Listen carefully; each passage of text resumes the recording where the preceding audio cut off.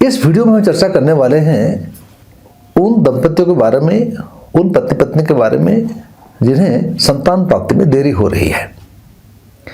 संतान प्राप्ति के योग भी चार्ट में समझ में आता है और संतान प्राप्ति क्यों नहीं हो रहा है ये भी एस्ट्रोलॉजिकल चार्ट से समझ में आता है। अनेक कारण हो सकते हैं, जैसे कि गर्भाधान नहीं हो पा रहा है, या तो गर्भाधान हो तो जाता है लेकिन गर्भ टिकता नहीं है, गर्भपात हो जाता है। इसके मेडिकल रीजंस तो पक्का हो सकते हैं, आप टेस्ट भी करवा चुके होंगे बहुत बार, लेकिन टेस्ट करने के बावजूद वो बहुत प्रकार के दवाइयाँ खाने के बावजूद भी जब आदमी समझ नहीं पाता है कि क्यों ऐसा हो रहा है, तो ज्योतिष के पास आप जाते हैं। ज्योतिष क्या करते हैं, ये देखते हैं कि आपके चार्ट में कुछ स्पेसिफिक ग्रह होते हैं जो कि गर्भाधान कभी होने देते नहीं हैं, या गर्भाधान नहीं होने का कारण बन जाते हैं, या गर्भाधान हो जाए तो गर्भपात कराने में इनकी पावर होती है। किस प्रकार से, दो तीन उदाहरण देकर समझाता हूं मैं। सबसे पहले तो यह है कि गर्भाधान होने के लिए क्या चाहिए। पुरुष का जो वीर्य है, सीमेन है, उसमें स्पर्म काउंट अच्छा होना चाहिए, और जो स्त्री है, पत्नी है, उसके गर्भाशय में कोई समस्या नहीं होना चाहिए। मतलब जो डिम्ब है या एक्स का प्रोडक्शन है वो सही ढंग से होना चाहिए। यदि चार्ट में शुक्र अच्छे नहीं होंगे तो पुरुष में वीर्य संबंधी, स्पर्म संबंधी समस्या आएंगी। स्पर्म को हिंदी में या संस्कृत में कहते हैं शुक्राणु, जो कि शुक्र ग्रह से संबंधित है। तो शुक्र ग्रह यदि आपके चार्ट में दुर्बल होगा, डिबिलिटेशन में होगा या वक्री होगा, गलत जगह बैठा होगा, सूर्य के साथ बैठा होगा, राहु के साथ बैठा होगा, आदि आदि, तो आपका शुक्राणु संबंधी समस्या आने की संभावनाएं बहुत ज्यादा बढ़ जाती हैं। आप मेडिकल उपचार करवाइए, आप करवा रहे हैं करवाइए, लेकिन साथ साथ में ये देखेंगे चार्ट में शुक्र का पोजीशन क्या है, स्थिति क्या है। कहीं शुक्र आपका दुर्बल तो नहीं है जिससे कि शुक्राणु को दुर्बल कर रहा हो।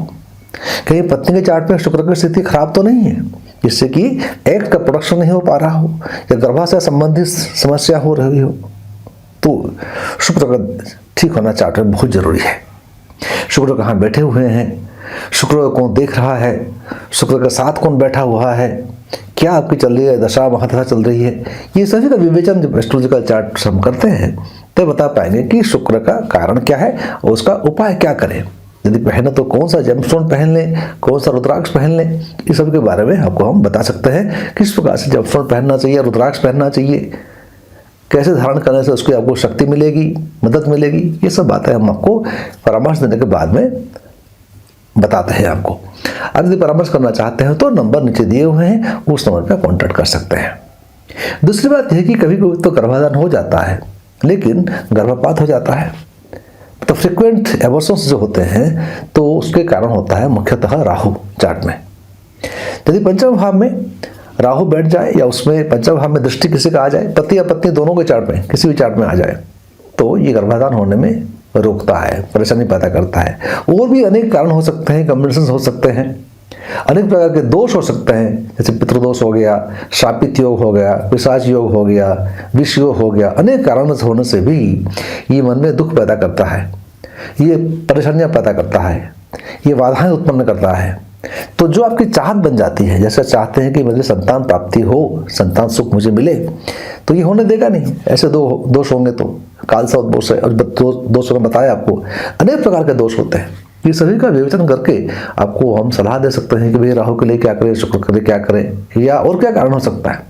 मानिए हो सकता है कि पति पत्नी में आनंद ही नहीं है, प्रेम भाव ही नहीं है, शादी वाले घर में राहु की दृष्टि पड़ी हुई है कि तो बैठा हुआ एंग्जाइटी पैदा कर रहा है, या शनि की दृष्टि अकेलापन पैदा कर रहा है, तो पति पत्नी में प्रेम भाव नहीं होने से आकर्षण पैदा नहीं होगा, आकर्षण पैदा नहीं होगा तो उनमें संभोग नहीं होगा, संभोग नहीं होगा तो संतान संतति होंगी कैसे।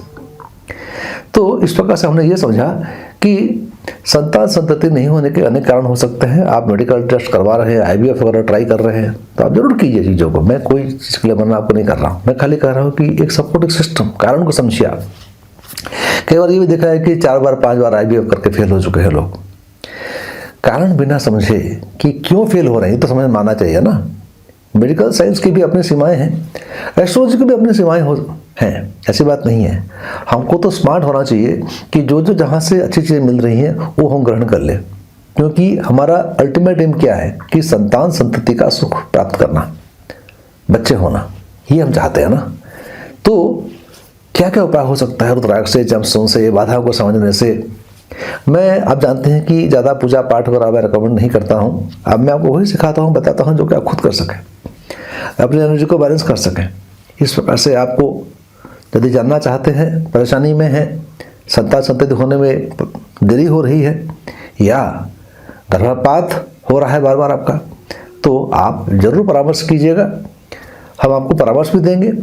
आपको रुद्राक्ष या जमसून जो जरूरत पड़ेगी हमारे खुद के वेबसाइट से आपको हम मुहैया भी कराएंगे, आपको देंगे भी, पूजा करके भी देंगे आपको, और वही चीज़ें बताएंगे जिससे कि आपको संतान प्राप्ति हो और संतान सुख के अधिकारी आप हों।